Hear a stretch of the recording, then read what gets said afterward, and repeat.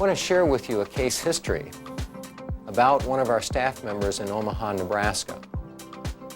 She helps us teach our neuromuscular therapy seminars in the Midwest, and her own daughter had gone through 2 previous pregnancies and required a cesarean section both times.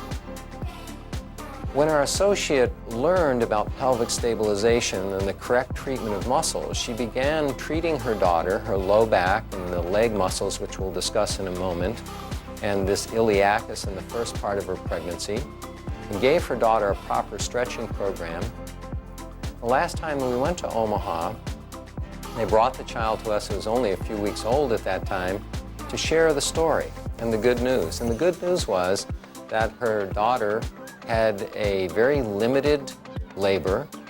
It was relatively easy compared to the first 2 pregnancies, and her daughter didn't require a cesarean section at all. She birthed the child naturally. And that was largely due to the work Marilyn did with her daughter and the proper soft tissue care that she received.